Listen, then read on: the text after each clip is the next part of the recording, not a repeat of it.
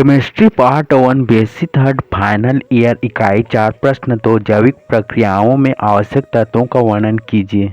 उत्तर प्रकृति में पाए जाने वाले अनेक तत्व धातु तथा अधातु विभिन्न जैविक प्रक्रियाओं में महत्वपूर्ण भूमिका निभाते हैं। इनमें से कुछ तत्व कम या अधिक मात्रा में जैविक प्रक्रियाओं के लिए अति आवश्यक होते हैं, अन्य तत्व आवश्यक नहीं होते हैं क्योंकि इन तत्वों का जैविकीय तंत्र में कोई सकारात्मक भूमिका नहीं पाई जाती है।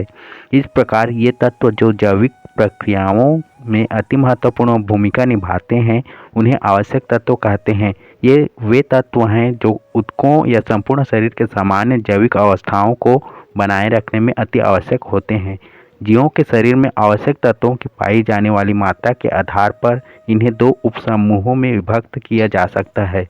तो चलिए शुरू करते हैं। एक वृहत मात्रा तत्व मैक्रो क्वांटिटी एलिमेंट्स, ये वे तत्व हैं जो जीवों के आहार में अधिक मात्रा में उपस्थित रहते हैं। इनमें 12 तत्व आते हैं जो इस प्रकार हैं: carbon, hydrogen, oxygen, nitrogen, sodium, potassium, calcium, magnesium, iron, phosphorus, sulphur एवं क्लोरीन। मानव शरीर में कार्बन, हाइड्रोजन, नाइट्रोजन तथा ऑक्सीजन आदि के तत्व जल, प्रोटीन तथा वसा के रूप में पाए जाते हैं। इन पदार्थों में ये 4 तत्व कुल परमाणुओं के 99% तक पाए जाते हैं। ठीक है, समझ गया।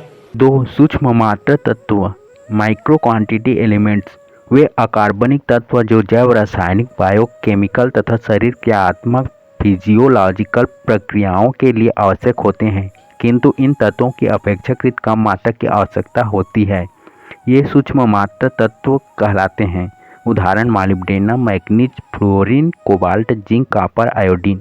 इसके अतिरिक्त कुछ ऐसे आवश्यक तत्व हैं जिनकी अति सूक्ष्म या परासूक्ष्म अल्ट्रा ट्रेस मात्रा ही आवश्यक होती है, जैसे nickel, vanadium, chromium, selenium, boron, tin, tungsten आदि। ये समस्त तत्व जीवन चक्र को पूरा करने के लिए अपरिहार्य होते हैं, इसलिए उन्हें आवश्यक तत्व कहते हैं। आवश्यक तत्वों की कमी या अनुपस्थिति से जीवों में रोग उत्पन्न होने लगते हैं तथा आवश्यक तत्वों की अधिकता भी रोग उत्पन्न करती है। I am sorry, बाबू। प्रश्न 3 अधिक मात्रा में कार्बन मोनोऑक्साइड के कारण मृत्यु हो सकती है, समझाइए। उत्तर ऑक्सीजन की तुलना में कार्बन मोनोऑक्साइड मृदु क्षार है तथा हीमोग्लोबिन में उपस्थित Fe2+ मृदु अम्ल है। कार्बन मोनोऑक्साइड द्वारा हीमोग्लोबिन में उपस्थित Fe2+ के साथ जब संकुल बनाता है तो हीमोग्लोबिन की ऑक्सीजन वाहक क्षमता को कम करता है, जिससे मृत्यु होने की संभावना बढ़ जाती है। नहीं। प्रश्न 4 आवश्यक तत्वों के जैविक कार्यों का वर्णन कीजिए। उत्तर आवश्यक तत्वों का जैविक महत्व। प्रकृति में पाए जाने वाले धातु तथा अधातु तत्व अनेक जैविक प्रक्रियाओं में महत्वपूर्ण भूमिका निभाते हैं। इन्हें आवश्यक तत्व कहते हैं। वह अब तक 60 से अधिक तत्वों की उपस्थिति जीवाणु, बैक्टीरिया, फफूंद, फंगी, पौधों, पशुओं तथा मनुष्यों में ज्ञात की जा चुकी है। इन तत्वों के बिना जीवन सामान्य रूप से चलना संभव नहीं है। इनमें से कुछ आवश्यक तत्वों के जैविक कार्य या जैव रासायनिक भूमिकाएं निम्नानुसार हैं। क्या बात है सर, क्या बात है सर। एक सोडियम, जैव प्रक्रियाओं में यह एक आवश्यक तत्व है। यह कोशिका में बाह्य तरल एक्स्ट्रा सेलुलर फ्लूइड में उपस्थित धनायनों का प्रमुख भाग है। यह अधिकांशतः क्लोराइड तथा बाइकार्बोनेट आयनों में संबद्ध रहकर अम्ल क्षार साम्य को नियंत्रित रखता है। यह कोशिका भित्ति के दोनों ओर के परासरण दाब ऑस्मोटिक प्रेशर को स्थिर रखता है तथा तंत्रिकाओं की सुग्राहिता को बनाए रखता है। 2 पोटेशियम, यह एक आवश्यक धातु तत्व है। यह अंतःकोशिकीय तरल इंट्रासेलुलर फ्लूइड का एक मुख्य धनायन है। तो क्या नाचो मैं? 3 मैग्नीशियम, प्राणी कोशिकाओं में मैग्नीशियम आयनों Mg2+ की सांद्रता पाई जाती है। स्वस्थ मनुष्य के शरीर में लगभग 21.00 mg/100 ml मैग्नीशियम उपस्थित रहता है। रक्त में इसकी मात्रा 2 से 4 mg/100 ml होती है। मैग्नीशियम परासरणी तथा वैद्युत अपघट्यों के साम्य को बनाए रखता है।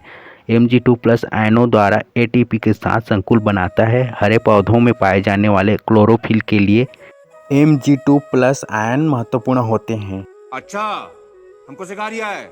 4 कैल्शियम, कैल्शियम प्रमुखतः हड्डियों में पाया जाता है। शरीर का 99% कैल्शियम हड्डियों में अक्रिस्टलीय कैल्शियम फास्फेट तथा क्रिस्टलीय हाइड्रॉक्सी एपेटाइट के रूप में जमा रहता है। यह CaF2 के रूप में अल्प मात्रा में हड्डियों तथा दांतों में पाया जाता है। कैल्शियम आयन रक्त के स्कंदन कोगुलेशन के लिए अत्यधिक महत्वपूर्ण है। Ca2+ आयन हृदय की मांसपेशियों तथा तंत्रिकाओं के सामान्य उत्तेजना के लिए भी महत्वपूर्ण है। इसके अतिरिक्त Ca2+ आयन मांसपेशियों के संकुचन के लिए भी उपयोगी होता है। 5 क्रोमियम ग्लूकोज उपापचय में इसकी मुख्य भूमिका होती है। यह लिपिड, प्रोटीन तथा कार्बोहाइड्रेट उपापचयन में सहायक होता है। हम मालूम है तेरे बाप को मत सिखा चल। 6 मैग्नीज यह अनेक धातु एंजाइमों मेटालो एंजाइम्स को सक्रिय करने में महत्वपूर्ण भूमिका निभाता है, जैसे आर्जिनेज, पायरुवेट, कार्बोक्सिलेज आदि। इसकी कमी से स्तनधारियों मैमल्स में नपुंसकता हो जाती है। 7 आयरन यह शरीर में कई जैविक क्रियाओं के लिए आवश्यक तत्व है। यह हीमोग्लोबिन तथा मायोग्लोबिन का महत्वपूर्ण घटक होता है, जो कि ऑक्सीजन ग्रहण करने में सहायक होता है। शरीर में 4 से 5 ग्राम आयरन पाया जाता है, जिसमें से 65 से 70% हीमोग्लोबिन में, 5% मायोग्लोबिन में, 5% आयरन युक्त एंजाइमों में तथा 20% भंडारण में रहता है। यह शरीर में 2 ऑक्सीकरण अवस्थाओं Fe2+ तथा Fe3+ में पाया जाता है।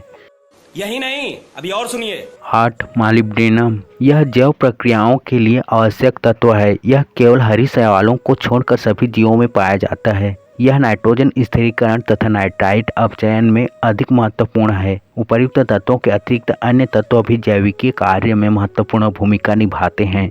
फास्फोरस DNA RNA हड्डियों एवं दांतों में पाया जाता है तथा उपापचय मध्यस्थ की भूमिका निभाता है।